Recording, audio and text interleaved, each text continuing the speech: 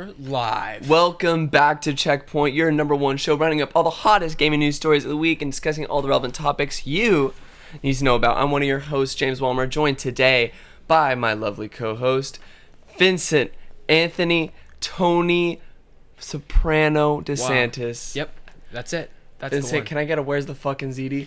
Where's the ZD, baby? Just like That's that. incredible. Thank Just you like that. to our audio listeners. Thank you for everyone listening on YouTube, this isn't on Twitch, but all of our platforms across the globe. You can find us on any podcast platform. And in Australia, I guess. And in Australia. Love you Australians. Thank you. Yeah, Thank we you for do. listening Thank to you, this. guys. Shout out Jake. Jake's from Australia. That guy. This episode is brought to you by Manscaped, but we'll talk to you guys about that later. Today, we got an entire boatload of information. We're for loaded. you. We are absolutely loaded. We're talking about acquisitions, rumors, and reviews. And Yeah, we more. got a lot of stuff. And more. We just kind of got a lot of everything. It's a mukbang of news. It is a will mukbang say. of news. Also, it just happens to be that the garbage truck is coming at 9 a.m. when we started recording this. So if you hear the garbage truck in the background, that just is what it is. It is what it is. We aren't going back. There's literally nothing we can do at this point. James, what have you been playing this week? We got to make this baby snappy for the both of us. And I think it's going to be easy. There's only one answer to this. What did you do? Deathloop. I didn't play a single game this week. So it's been rough. It's been really tough. But that's okay. I've been saving. I got a lot of Kenna to play and a lot of Deathloop to play next week, so we'll be ready to go. I've been interested in Kenna. Oh, it's pretty cool. And I've only played like an hour and a half. It's pretty freaking cool. Big fan. With that being said, we're just going to jump right into the news. I think so. I think that's the move. James, you want to take the first one? All right, I will. PlayStation officially acquires Bluepoint Games. This comes from Jonathan Dornbush at IGN. Sony Interactive Entertainment has announced yet another studio acquisition, Bluepoint Games, the developers of the Shadow of Colossus remake on PS4 and most recently, the PS5 remake of Demon's Souls.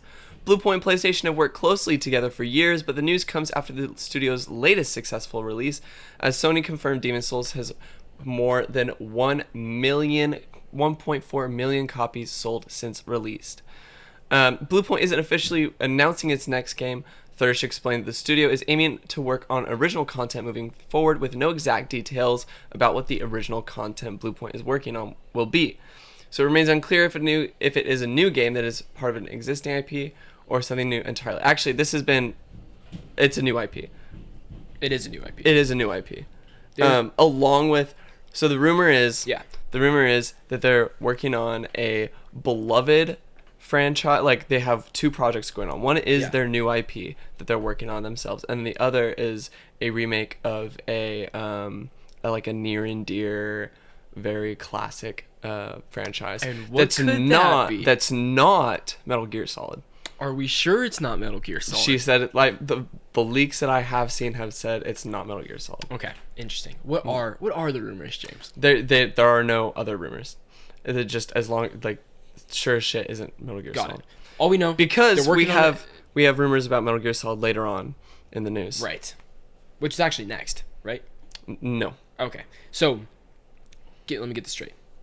Bluepoint, finally a part of PlayStation Studios. Finally. Also, keep in mind, this was like a big round of applause from like other studios on Twitter too, PlayStation Studios. Like everyone's really excited for them to have Bluepoint be on. And that's awesome because Demon's Souls, big seller on PS5 too. They're a great studio. They do a lot of good work. Yeah. All of their if you've played the remake of Shadow of Colossus, it's absolutely gorgeous. It so is. And I think they do a good job of remaining faithful to the original games through a lot of their systems, even if those are a little dated, as well as pushing forward new technology. I mean, Demon's Souls is gorgeous. It's still might be the best looking game on PlayStation 5. Right. So, pretty freaking cool. We'll see what they do next. I'm glad they're been acquired at this point. I'm glad they get that Sony funding. Dude. And you know it's big money over there. Oh, it's big money over there. It has to be big money over there. So they don't go to Xbox or start making games for everyone. They want the best of the best. But PlayStation's not done buying studios. No, they're not, baby. PlayStation is not They're on a rampage. They're on a roll. PlayStation says it's open to further acquisitions following Bluepoint purchase. This comes from Andy Robinson from Video Game Chronicle. The move followed the company's recent acquisitions of Returnal developer Housemarque, PC port specialist Housemarque, I always call it Housemarque, PC port specialist Nixxes Software, which we haven't heard a peep out of yet. Are they working on the Uncharted PC port? Who the frick knows? And Firesprite, which is the multiplayer thing. Yes, but we don't. That's know anything about ex-Respawn devs, I think. Right. A UK-based developer established by former members of SIE Studio Liverpool. PlayStation now has 16 internal teams, which is that's a lot. Yeah. And studio boss Herman Holst isn't ruling out further additions. Quote, "We are always open to building new relationships or bringing people in-house, but if we adhere to the quality first mentality and the right kind of innovative content, new experiences, diverse experiences," he told IGN. Quote, "Because all of these teams, they share a lot, but they're also different from one another, and that's what I really like. And I think that's what the PlayStation audience, like the PlayStation fans, deserve. It's that diverse state of games coming out of PlayStation Studios." Holst added, "We're not buying teams just to be bigger. We're only buying teams because we feel that together, we're going to make something that is going to be even better than if we did it separate from one another." Outside of studio acquisitions, Sony has been investing in PS5 exclusives through partnerships with several promising independent studios. The company is funding an original IP from a AAA startup studio established by former Stadia game boss Jade Raymond. Very fascinating right there. It has also signed an original multiplayer project from Firewalk, a new studio founded by Bungie veterans, and will publish the debut title from Deviation Games, a studio headed up by former Call of Duty veterans Dave Anthony and Jason Blundell. So basically, what PlayStation's saying, it's not close to done, baby. It's not close to done. We're just getting started. We thought Housemarque was the top of the iceberg, but no. It is. It really was the tip of the iceberg. It was the tip of the iceberg. We got Bluepoint right under there sneaking in, baby. I mean, there's a lot more that could potentially happen. Do you think they could, I mean, Herman Holst says that these studios share a lot and there's a lot of different things they offer. Do you think we could, like, see some collaborations between different studios because they're under the head of Sony? James, I like how you brought this up. Because do you remember how we've been constantly talking about the potential for a new Uncharted game based on a different studio? Yes. I think that is that collaboration. Really? It's that kind of stuff that's going to be happening. Interesting. Or do you think they would do that to pre-existing IPs? Yeah. Interesting. I think they would. Because Naughty Dog's pretty much said that they're done with Uncharted, kind of. Right. Well, like, I feel like the IP of Uncharted is done. I think I would be fine with it being done, but I'd also be fine with having another one. And that's like Bend Studio with Days Gone. They said no Days Gone 2 is happening. Uh-huh. And then there were immediately rumors that another studio was working on a Days Gone 2 with Sam Witwer and stuff like that. And Sam Witwer had made some comments about, like, reading a script or something like that. You know what I mean? And so that was, like, a big rumor thing. But Bend was like, we're not doing it. So potentially maybe another studio with another IP. But I wouldn't really trust I'm that interested rumor. to see how this rolls out because I feel like you have to work through a lot of, like, paying respect to the original developers. Is that like undercutting them? Is that a diss track? Yeah, I would hope it doesn't come across as like a diss track for that kind of stuff, you know? I would hope you would do it out of respect, not respect, like homage. Yeah, homage, but like collaboration still. Like it's still their characters and stuff like that. You're just making the new game. I don't know. Yeah, could be interesting. Spider-Man 2 will be a darker Empire Strikes Back style sequel. This is talking about Insomniac Spider-Man 2, of course. This comes from Tom Phillips of Eurogamer. Marvel has described Insomniac's upcoming Spider-Man 2 as a darker follow-up to the original game. Speaking on the latest This Week in Marvel podcast, the comic creator's creative vice president, Bill Rosman, or Roseman maybe, briefly discussed Insomniac's current slate of projects, saying, quote, "If the first Spider-Man game was Star Wars, Spider-Man 2 is kind of our empire," Roseman said. "It gets a little darker. After a relatively lighthearted and colorful first entry, plus spin-off Miles Morales, Insomniac's full-blown sequel will see Peter and Miles team up to take down Venom. It's currently set for a 2023 release on PlayStation 5. Insomniac Games is a developer of... Okay, wait, this is we know. We know. We know. We're with the shits. We're with the shits on Insomniac. We're big fans. Yeah. Also, plug for Insomniac, I guess. They posted that they're hiring a bunch of interns for this next year with a bunch of different stuff. So could be you. If you're into game development, check it out. That's not us. That's not... Dude, okay, but real talk. I know this is straying a little bit away, so I'm in, like, this visual effects class, and it's, like, in an animation part of the school. And a lot of them were, like, obsessing over Rivet in Ratchet and Clank. I was like, God bless them. And they were talking about Insomniac. I was like, wow, these guys are with it. They're with shit. These guys are with it. They're talking about certain artists on there. I'm like, whoa, these guys are with it, bro. So that was interesting. That's it. That's cool. That was it. But James, how do you feel about sequels being compared to Empire Strikes Back? Because you're such a big... because I have a little bit of a gripe here. I feel like this is a common thing to be like... I've never heard this before. Ever. I have definitely heard this before. With what? Not necessarily games, but movies for sure. I'm trying to think of another game example that has compared. It's gonna be like Empire. You know, it's like, oh yeah, it's better. They're not only saying it's darker, they're saying it's better. Okay, But I believe it when it comes from Insomniac. Me too. I just think it's a weird. It's as if Empire's the only dark sequel, or sequel that doesn't end on a happy note ever.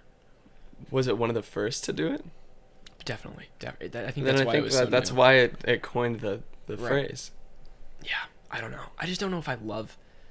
It's funny to me. I hope it is. I hope it is like Empire. I hope it's better, and I hope it's darker. That'd be great. I have no quarrel with that. I just think the phrasing is hilarious. All right. God bless Bill Roseman, though. What a guy. What a guy. A great dude. Love him. He's really spearheading this Marvel video games. Okay. Bill Roseman is the Kevin Feige of Marvel video games. Mm-hmm. That's what it is. So God bless him. Cannot wait for SpiderMan 2. I will be playing the crap out of this on day one. James, you have to finish Miles Morales. You literally have to. I know. I have it downloaded. Yeah, I think you should just send it. It's a pretty short campaign, bro. It's like 8 hours. I know. I already reached the climax. Oh yeah, you just gotta finish it off. Yeah. Monster Hunter Rise comes to Steam in January with new features and enhancements. This is so sick. This is from Marcus Stewart from Game Informer. Monster Hunter Rise finally rides to PC via Steam on January 12th. The port takes advantage of its powerful new home with a host of graphical and performance improvements to make it the best version of the best-selling Switch title. Rise on the PC features 4K resolution graphics, an ultra-wide display option, uncapped frame rates, gameplay has been optimized for mouse and keyboard, and even includes voice chat, come on, Nintendo. You should just add voice chat. Come on, Nintendo. We're paying for online, dude. I feel like you should just get on this. Making multiplayer sessions a lot more sociable. Sociable? I guess. Sociable. Yeah. Just use Discord, guys. Just use Discord like a normal human being, okay? The PC port also bundles every piece of DLC to have arrived on the Switch version up until the end of November, which will include collaboration goodies such as upcoming Ghosts and Goblins event. Capcom also confirmed that the Sunbreak expansion will launch on both PC and Switch versions of Rise next summer. Don't want to wait till January? Capcom announced a Steam demo for the game, which launches October 13th. So in 2 weeks, you're going to be able to play that, giving PC-centric Monster Hunter fans a chance to test drive Rise on their powerful rigs. The demo includes online multiplayer and offline solo play, 3 hunting quests, access to all 14 weapon types, as well as tutorials for newcomers. Question, James. This is a question for you. No, this is a question for you. This is a question for me? Yeah, I wrote this in here. Ask me the question. Does this mean that we have hope of an Xbox and PlayStation release? No. Why? I think who's the studio behind Monster Hunter? It always escapes me. I don't remember. I imagine they have some sort of deal Is it with Switch. Bandai Namco? Oh my! Did you see Bandai Namco change its logo? They changed its logo. There's a new piece of news right there. But I don't know if it's coming to Xbox and PlayStation.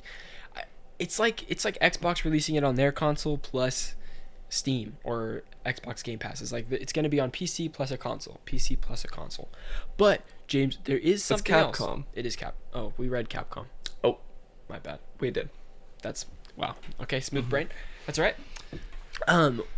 What I'm wondering now though is Capcom, I guess, is sending out emails to people that have Monster Hunter Rise and are asking if they would rather have certain features in the game, one of which being cross play and cross progression from Switch and PC. From all the people that already had their thing, people do not want to start fresh. If they already have this, put 50 to 100 hours into the Switch version, why would you want to start over on the PC? So a lot of people are asking for that, and it's going around in an email, so we may potentially see an announcement there. I don't know. Or it's just devs asking questions. I don't really know how that's going to go. James, you've been really interested in this. Do you want to pick this game up? I want to buy it so bad, but I don't want to play it on a Switch because I just don't enjoy my Switch that much. This is insane. Hold on. This is for fidelity reasons alone. For fidelity reasons. It plays smooth. That's what I hear. Yeah, I hear it plays smooth, but the textures are low res. Like I played Monster Hunter World with my buddies over the summer. Yeah. And it looks gorgeous, and it is literally a downgrade from Monster Hunter World to Monster Hunter Rise in terms of fidelity. Yeah. And textures. I had a thought. That I was just gonna like spearhead you with right here. Okay. I don't remember what the thought was. It completely escaped my mind. Yeah. Was it? Oh no! Here's the thought. James, did you know that the Switch OLED comes out tomorrow? No. That shows how much excitement is on the table for the Switch OLED. Which is sad, because I think the OLED screen is probably a lot better. Like, significantly better. I saw a comparison. It looks a lot brighter. Colors are a lot sharper. When they announced that it would be basically the same specs, just a nicer screen, I tapped right there. It killed me. I was like, I would love a 4K handheld. I don't care if it's a little bit thicker. I don't really care, or whatever it is. I just want some improvements. Well, it's also tough because even like something like the Stream Deck or a Steam Deck is not 4K. No. I don't need it 4K. I just want a higher resolution than playing in 720 on handheld. Yeah, for me it's the textures. Like it's always the low res textures. Or the thing that really gets me, James, is the tessellation. So when you're walking and stuff, the background kind of tingles in and out, like because you can only it can only process so far, which is understandable. It's a small handheld, but when you're playing that on a big screen, it still tessellates and stuff, and it's way more noticeable. I was noticing it in Mario the other day, except they do a great job hiding it. And then I notice it all the time in Zelda and stuff like that too. But those two games are like the better ones on the Switch, but they hide it well. I don't know. Just something I noticed. Yeah. It's time. It's time. Today's episode is sponsored by our friends at Manscaped, the leaders in below the waist grooming. It's back to school time. We want to make sure you pack the essentials to have the best year yet. The Manscaped 4th Generation Performance Package is just that. Things are opening up. Be ready for whatever is in the daily schedule for you. It's the perfect package for your package and includes the brand new Lawnmower 4.0. Fellas, go for the valedictorian of ball trimming and join the 2 million men worldwide who trust Manscaped by going to manscaped.com with code StrictlyCasual. It's all one word, Strictly Casual. School is back, and with Performance Package 4.0 from Manscaped is here to teach the boys a lesson on male hygiene. Inside you'll find the Lawnmower 4.0 trimmer, Weed Whacker ear and nose hair trimmer, crop preserver ball deodorant, crop reviver toner, plus 2 free gifts, performance boxer briefs, and the Shed travel bag. This package includes a brand new Lawnmower 4.0 and will give you the confidence to do anything you desire.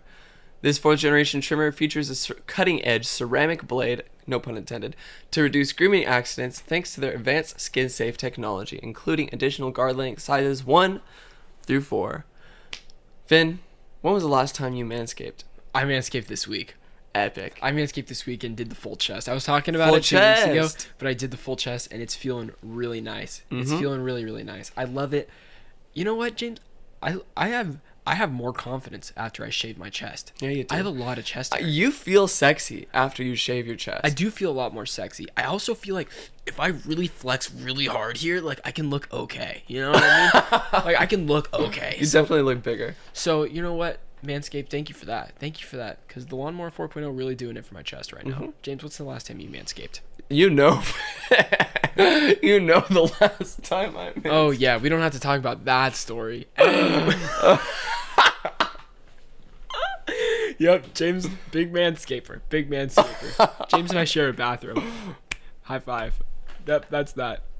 Manscaped, thank you so much. Thank you, Manscaped. Remember, you can get 20% off and free shipping with code StrictlyCasual at manscaped.com. That is 20% off plus free shipping with code StrictlyCasual at manscaped.com. This year, graduate with a degree in clean balls from Manscaped. Okay? Guys, I just want to reiterate. It is your last opportunity. This is your last opportunity. It's your last opportunity to use code StrictlyCasual at manscaped.com. So, if you want to support us, you can use the code. Manscaped lets us know how many codes we used, all that kind of stuff. So thank you guys for all the support these last couple months with Manscaped. Manscaped, thank you so much for giving us a chance and sponsoring us. We really, really do appreciate it. But it is time to get back into it with James. Can I take? Okay, hold on. Yeah. Can we wrap this into our releases of the week? We can. Yeah, we can. Let's do that. Okay. We'll just scroll down from there. So we're gonna get into our segment for video game releases of the week. We got a lot of stuff that came out this week. We're doing it. We're going right into releases down here. Yeah, let's go straight into releases. Okay. Because this is gonna feed right into it. Okay. Here's what I got, James. I gotta tell you about this a little bit. New World. I watched quite a bit of gameplay of New World because that released this week. Okay. Right. Because I'm interested. I'm very interested in New World. The concept, that is. In the Bezos game. The Bezos game. Correct. Amazon's first, I would say, successful for a number of metrics. Relatively. This metric that I found, I didn't pull any of this from like a single website. I kind of just got a couple things from like IGN, Game Informer, and Twitch stats and stuff like that. On Twitch, New World is the most popular game by hundreds of thousands of viewers. The game pulled in just shy of 1 million peak concurrent viewers on launch day, which is crazy. That's all the people who can't get in the game, so they And we're said, watching you know for what, I'm just queues. going to watch. Yes, but yesterday, I was also on watching a little bit of New World while I was doing some homework. Shroud had over 100,000 people watching him play, that's nuts. That's crazy. Very wild. The Twitter memes about the queue times went on for days. It's still going right now. I hear it's a lot easier to get in now, but the queue times still exist. So if you're planning on playing, like, you gotta try to get in the queue like 30 minutes before you want to play, and then hop in. That's better than being in all day and then hoping for a spot. That is what it was.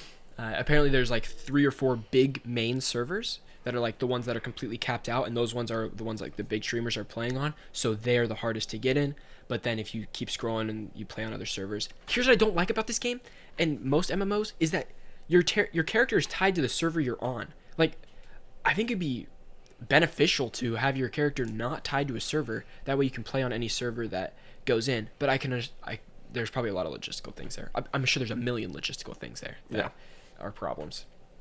Game Informer reports that the combat feels weak and the grind loop is infinite, which is good in some cases and bad. They say it's good because you never feel like you're bored in the game. Like, there's always an objective to keep going, but it's bad because it takes a long time for it to feel rewarding. That was one of their points that they made. IGN says traveling is very rough. Traveling on foot is fun in some instances and a pain in other, because you're literally there. The article said, I slapped that baby on auto run and put on Squid Game as I was getting to one location because it was so terrible. Game Informer also writes that PvP and faction clan wars are where the game shines. They say it's tons of fun, like when you get with a bunch of friends or just random people in your clan. There's proximity-based chatting, so you can talk to different random people, which is... It looked interesting. I was watching a gameplay clip of that too, and you could talk to the other team while you fight them. I thought that was awesome. That was so cool. Hey, asshole. Yeah, pretty much.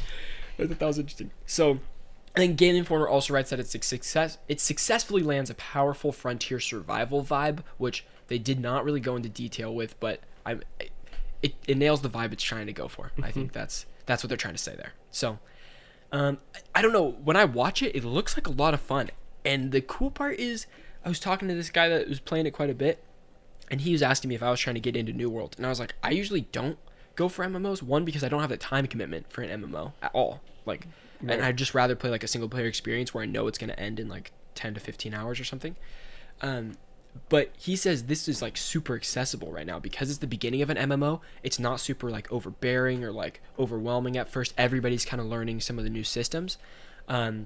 Whereas, like, if I try to jump into, like, Final Fantasy 14 right now or something like that, like, you got to find someone that, like, knows the game to, like, walk you through the beginning and stuff. So, I thought that was interesting. James, you still are not against this game? I'm against this game. I won't play it. I won't touch it. Vin, how prevalent is colonialism in this game? Do we have any reports on the colonialism status? No. I believe that was a viral tweet that was funny. And I don't know, like, how I don't think it has any themes of colonialism. It is about colonizing. It is colonialism. Yeah. It's fucking colonial. Yeah, I can't play it. But I think it's like... You're not playing as if it's colonialism, like... You're not, like, doing anything against a certain people or anything. You know what I mean here, James? You're playing as if it's called New World. You go to this new place, and you build your life. New. Is there people there before you? I don't know. I'm not a New World expert. If there's people there before you, this game is colonialism.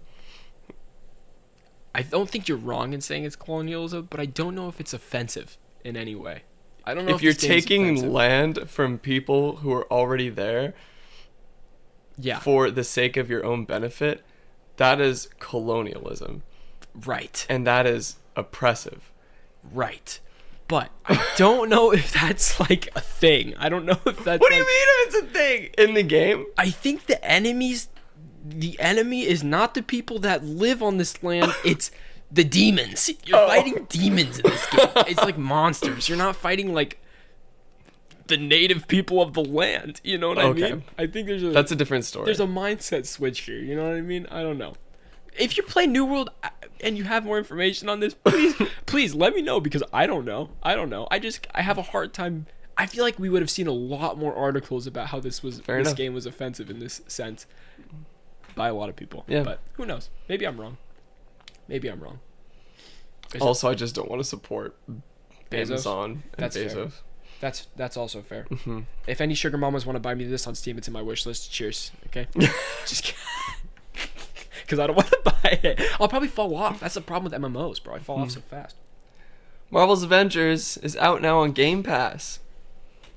Yep. That's the story, baby. That's the story. James, I got a couple questions about this too. This came as a little bit of a surprise to me, even though it seems like the exact right thing to do.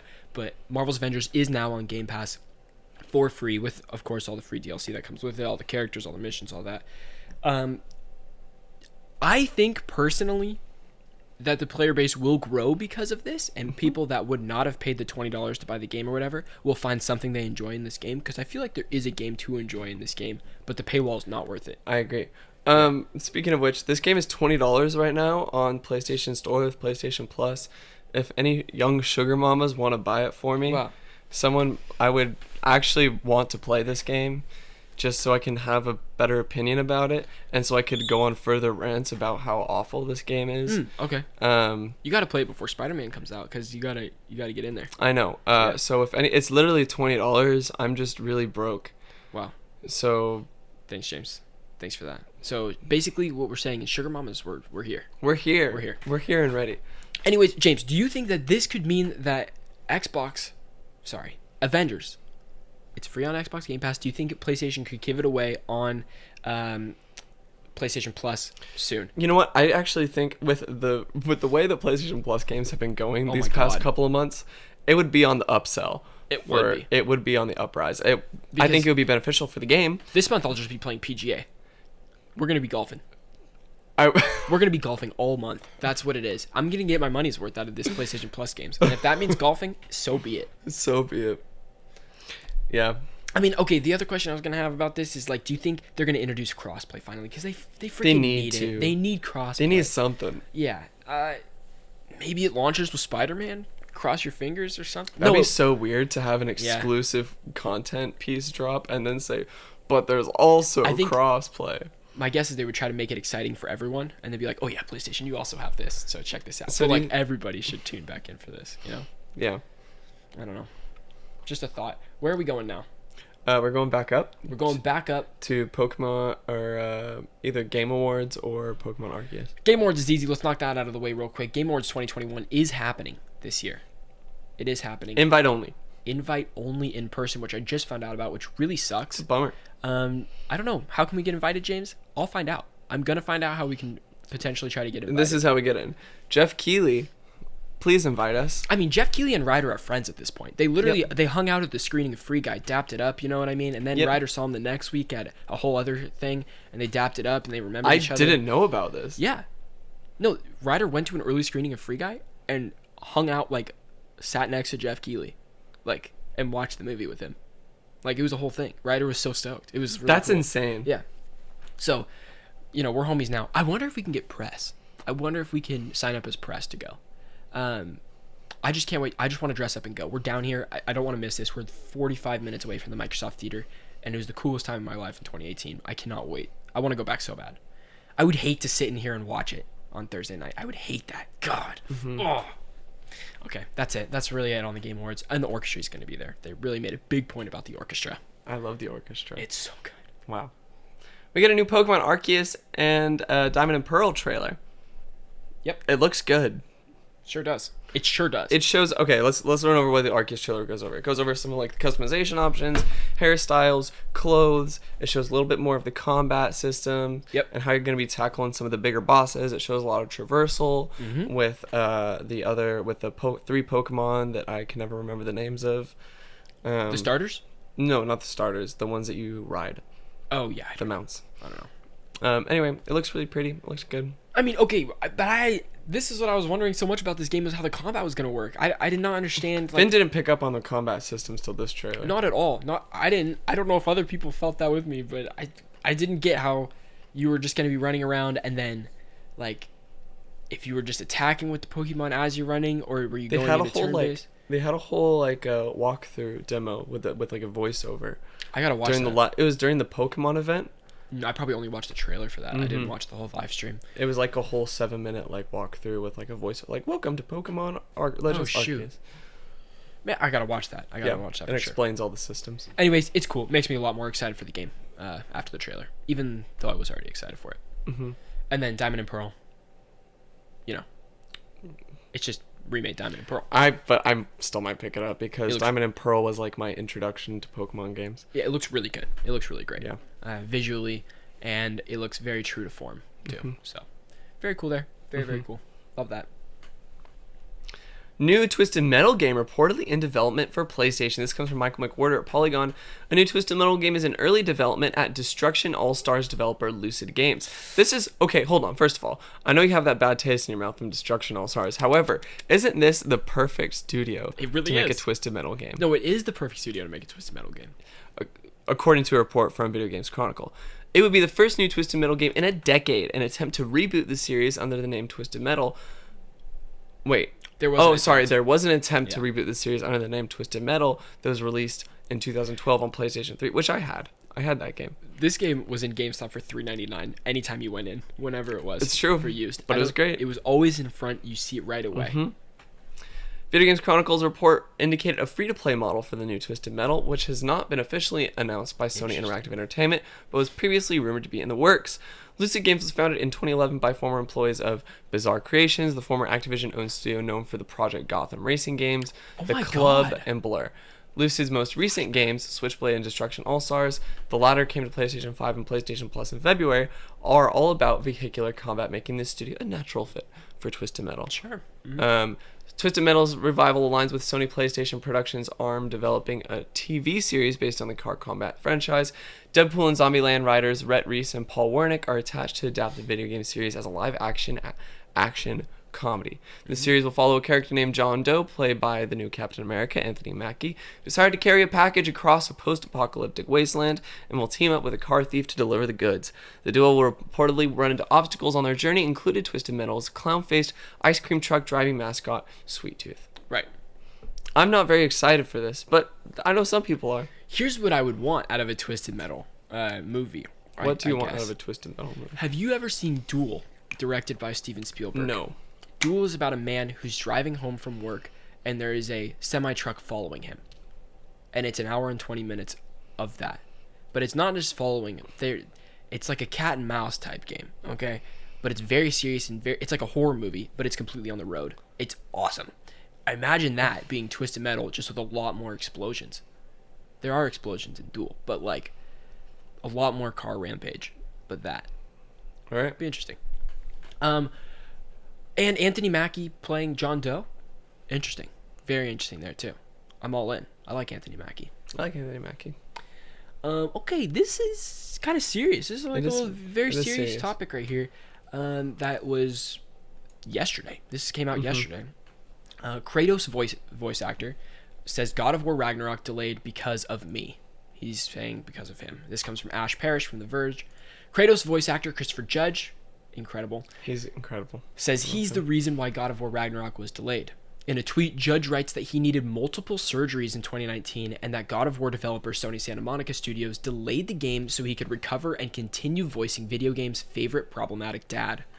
Christopher Judge on Twitter said, quote, 100% in my feels right now. Specifically, this was the 100 emoji. Yes, 100 emoji. 100%, 100 in my feels right now. I need to be forthcoming. This has been approved by no one. To the beloved fandom, Ragnarok was delayed because of me. August 2019, I couldn't walk. Had to have back surgery, both hips replaced, and knee surgery. His whole body underwent. He's now the Bionic Man. They waited for me to rehab, continued. No threats, no. What is no threats, no? Did he start it with that? Okay. Yeah, that's what he started with. Who do you think you are? Question mark. Oh, there were no threats. Got it. That's pretty much what it is. Nothing but love and support. So like, no threats, no, who do you think you are? Nothing but love and support. Got it. And Sony Santa Monica has never said a word about the delay and what caused it. Studios are assholes, but this company from top to bottom should give us hope. What they did for the crew is way more. ... Judge goes on to praise Sony Santa Monica for its dedication and compassion, saying everyone involved in the God of War franchise puts their hearts and souls into every frame you see. Cory Barlog responded, saying, would walk through 1,000 fires for you, my friend, heart, with a gift from Aragorn saying, you have my sword. Epic. This is just a great way to start the day. Just wholesome. Just very wholesome. So, guys, Christopher Judge is taking ownership over the delay. Not that anybody needed to take ownership. I mean, take the time you need, but very sad to He's hear. very, like, he feels a lot of responsibility for it.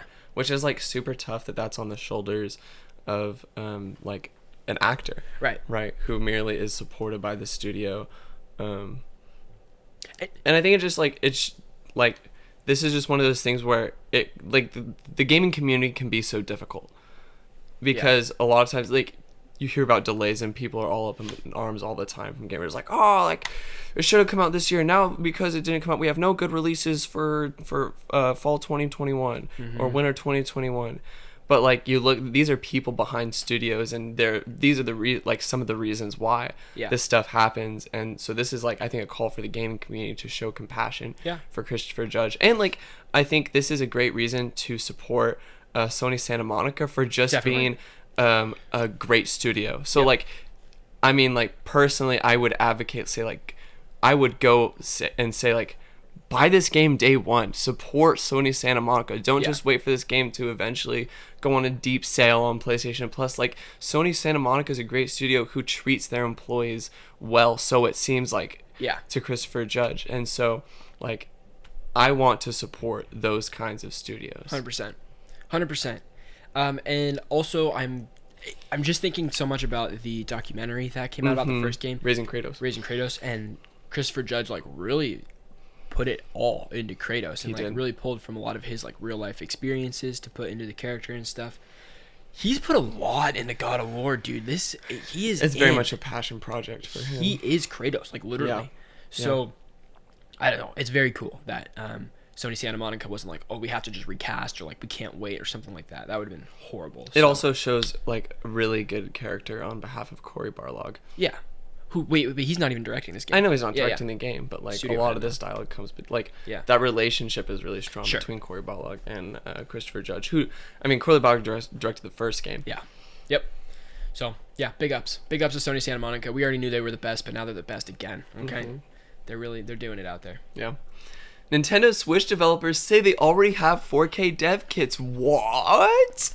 This comes from Nicole Carpenter. That's a gift. I'm gonna gift that. Holy crap. Okay. Someone remind me. What are we at? 3750. All right. Noted. Bloomberg reported on Wednesday, however, the developers making Nintendo Switch games were surprised too. They've been working on Nintendo Switch developers kits that supported 4K graphics. Did that come out right? Yeah. Okay. Bloomberg reported that developers at least 11 game companies have been working on games using a Nintendo Switch 4K kit. 4K Nintendo Switch kit. At both studios, big and small, Nintendo told Bloomberg its information is inaccurate, but did not expand further. Reports of an upgraded Nintendo Switch model that supports 4K graphics have been circulating for a while. Bloomberg said in May that the hardware launching this October would output in 4K resolution when docked. Nintendo reportedly changed the design due to component shortages stemming from the COVID-19 pandemic, according to Bloomberg, and Nintendo changed its design only after handing out the 4K capable kits to developers working on new games. Update. On Twitter, Nintendo responded to Bloomberg's report, saying the publication falsely claims that the company is providing developers with tools to make 4K Switch games. The company added, "We have no plans for any new model other than Nintendo Switch OLED model, which will launch on October 8th, 2021. Developer Zynga also denied an element of the report, telling Kotaku in a statement, Zynga does not have a 4K developer kit from Nintendo. Zynga is currently developing Star Wars Hunters for Nintendo Switch. I wanted this to be real, you know what I mean? Well, hold up. We don't know that it's not real. Nintendo could say no. Nintendo could say no and be covering something up, you know what I mean? They can't. They can say no. They can easily. Something that's not embargoed or anything. They don't have any release, press kit, anything. They could say they have no new plans and then create plans to make one, but they can't, like... Okay. They can't say that they don't have anything when in reality they do have something. They can't straight up lie. I think they could. No, that's illegal. I think it gets. I think they're protected. I don't think they are. I think they're protected by that. No. I don't know the law enough, but They can't do that. do you think that I don't think a Switch 4K is coming out. I think a Switch 2 is more likely at this point. Absolutely. They don't call it a Switch 4K or Pro or anything. It's just a new Switch, because I think the Switch is, again, damn near the best console Nintendo's ever put out. It's perfect. I think it won't be 4K. I think it will be high-res, sure. like high-resolution textures at maybe 1440. Give me guessing 1080 on the screen and 4K docked. That's what I want. Way too big of a jump. It has to go 1080p on the screen to 1440 on the docked. Okay. Jumping from 1080 to 4K is way too huge. What if it's not like native 4K on the screen or anything? It's just upscaled. They have some sort of internal upscaler that shows the 1080 but just bigger. Maybe that's it. Like maybe, but that the dock has to have some sort of processing power in it then for that to work. That'd be tight. Yeah. That'd be tight. But I don't know how they would do that on a hardware level. Me neither. That's why I'm not a developer.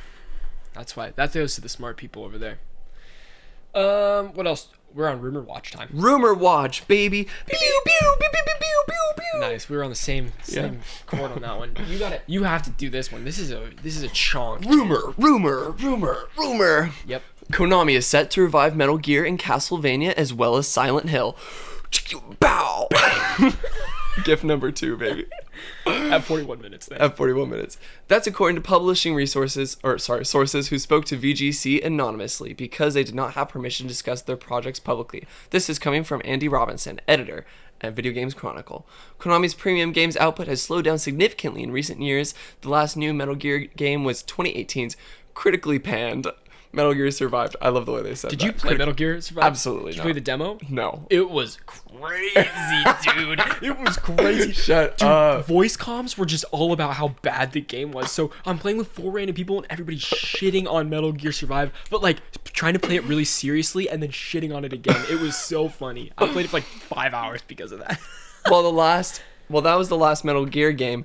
The last Castlevania release was 2014's Lords of Shadow 2. In the past decade, the company has arguably grown a bigger reputation for its pachinko gambling games than for its premium PC and console releases. However, following a restructure to the company's game development divisions earlier this year, Konami is now focused on bringing back its biggest brands to the premium game space, VGC was told. The first of these titles will be a new Castlevania game, which sources describe as a reimagining of the series currently in development internally at Konami in Japan, with support from local external studios.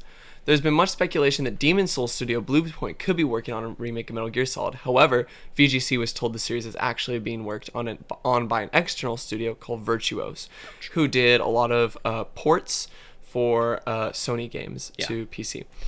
Established in 2004, Virtuos is one of the largest game developers in the world and focuses on supporting the development of major AAA games or bringing existing games to new platforms. Recently worked on the Switch ports of Dark Souls Remastered and The Outer Worlds, the BioShock collection, as well as contributing art and content to blockbusters such as Battlefield 1, Uncharted 4, and Horizon Zero Dawn. So there we go. The new project is currently in early development, and multiple sources suggested it would be centered around fan favorite entry Metal Gear Solid 3 Snake Eater, rather than the original Metal Gear Solid. Konami also intends to release remasters of the original Metal Gear Solid games for modern consoles ahead of the larger project, we understand. Finally, multiple Silent Hill games are currently in development at various external development studios, as per an earlier VGC report from February. One of these projects was outsourced to a prominent Japanese developer earlier this year, we were told. Konami should publicly showcase its plans at major shows next year, disruption from the pandemic permitting. Konami pulled out of this year's E3 due to timing issues. Although at the time it confirmed a number of key projects in the works, Konami's Japanese bosses are understood to have historically pushed back against most pitches to outsource its key games brands, which is a big reason why previous pitches for Silent Hill games, such as the one by Until Dawn Studio Supermassive, weren't greenlit. However, following the disappointing performance of recent in-house titles like Metal Gear Solid 5 or Metal Gear Solid Survive, do play Metal Gear Solid 5. Metal Gear Solid 5 is great, and Contra Rogue Core.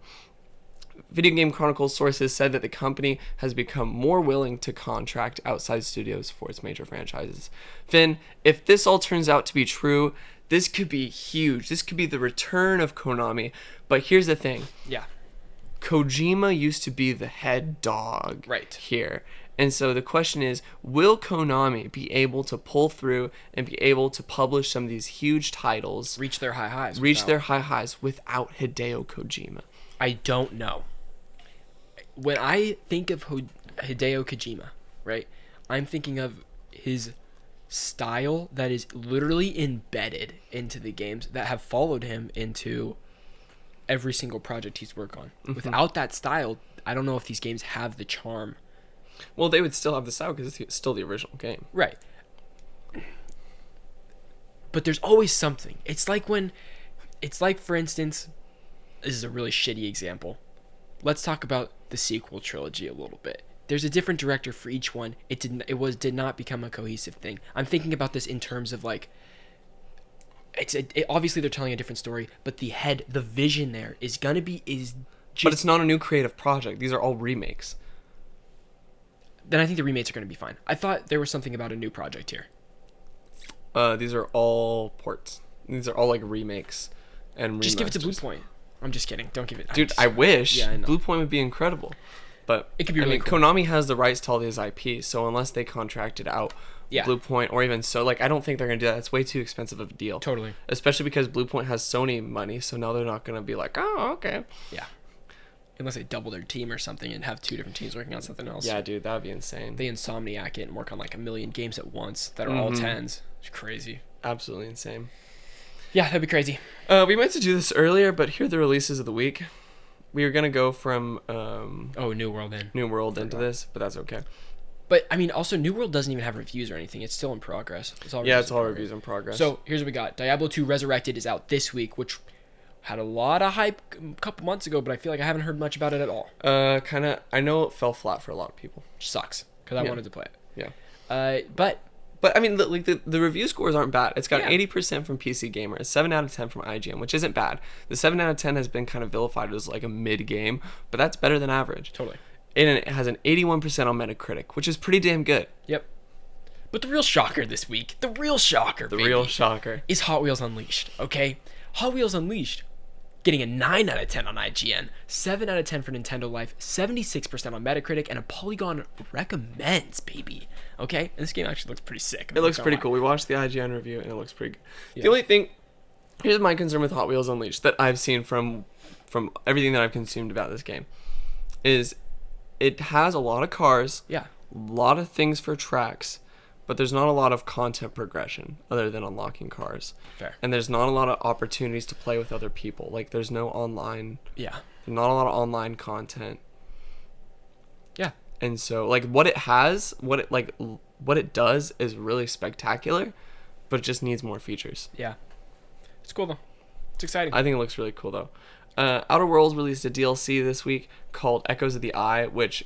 is an 8 out of 10 from IGN. Polygon gave it the recommend, said it is basically a whole new game disguised as a DLC. Man. I want to play it. Here's my one issue with Outer Wilds. Yeah. Not as a game, but they need to update this game for 60 frames per second on next-gen consoles. I have this on my PlayStation 5, and it runs in 30 frames. Got it. And I'm just at that point where I can't do 30 frames anymore. Wow. And it's really tough. Okay. Fair enough. Another release this week was Konami's EFootball game. EFootball. Okay? And let me tell you about this. It's free. I know it's free on Steam. I don't know if it's on console or not. But it is currently... let's take a read at this. This comes from Video Games Chronicle. The free-to-play successor to the long-running Pro Evolution Soccer series was released on Thursday and was heavily criticized by players to the extent that it became the lowest-rated Steam game of all time. Let me repeat that. Of all time. Okay. Well, we would also like to acknowledge that there have been reports of problems users have experienced with cutscenes, facial expressions, movements of players, and the behavior of the ball. At its simplest, the behavior of the ball. Well, we are sorry for the problems and want to assure everyone we take on all... We're very sorry for the problems. We take all concerns seriously and strive to improve the current situation. Quote, this work will be continuously updated, quality will be improved, and content will be added consistently. From next week onward, we will prepare for an update in October while receiving further opinions through questionnaires to our users. Quote, we will do our utmost to satisfy as many users as possible, and we look forward to your continued support of eFootball 2022. The most popular image being shared among players shows Lionel Messi, the game's cover star, looking significantly less realistic than its FIFA 22 counterpart. Now, I have the photos here just to laugh because it's absolutely hilarious, but I'm sure you've seen these photos if you're following certain people. You can see it on Twitter if you just look it up. It's goofy. It is goofy, to say the least. It's like Lionel Messi in FIFA 22 is looking damn near like realistic. Okay? I don't know about in this shot. This shot could use a little, FIFA's always look good, though. The characters look great. And then you got this photo of eFootball, and he's looking like a Wax Museum character melted a little bit. Okay? That's my take. I'm excited to play this game now because it's the lowest rated. I can't freaking wait. If it's on PlayStation, I'm downloading it right now. If it's on Steam for free, we'll see how many gigs it is. Can't wait. PlayStation Plus lineup for October revealed. It's Hell Let Loose, which is a World War II shooter for PS5. Which visually looks gorgeous, but everybody says it's not fun at all to play. Which is I don't know. I'm going to play it, though. I'm going to try. Sure. PGA Tour 2K21 for PS4 and Mortal Kombat X for PS4. Mortal Kombat X came out in like 2015.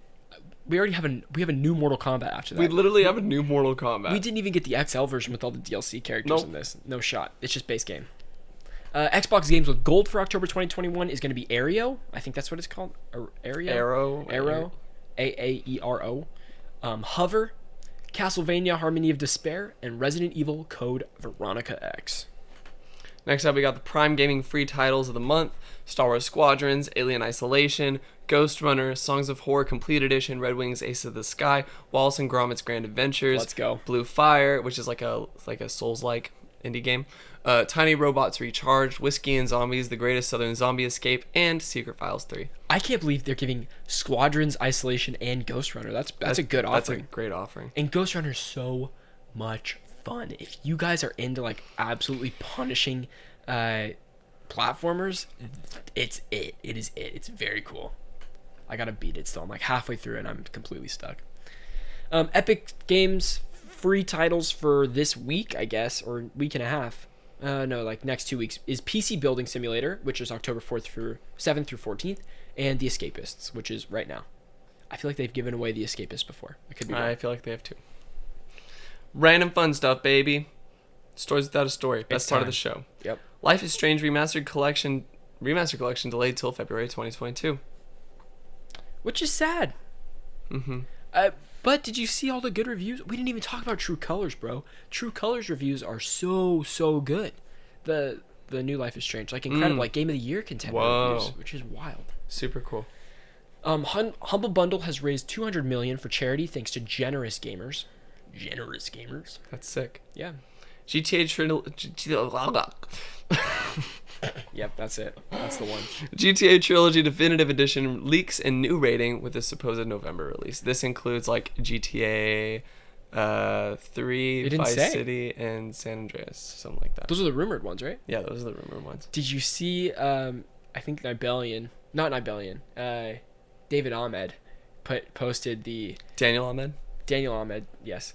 He posted, "Oh, don't get confused with this trilogy. It's just GTA PS3, GTA PS4, and GTA 5 PS5." Yep, I saw that. That was bundled funny. in one. I was like, that's hilarious.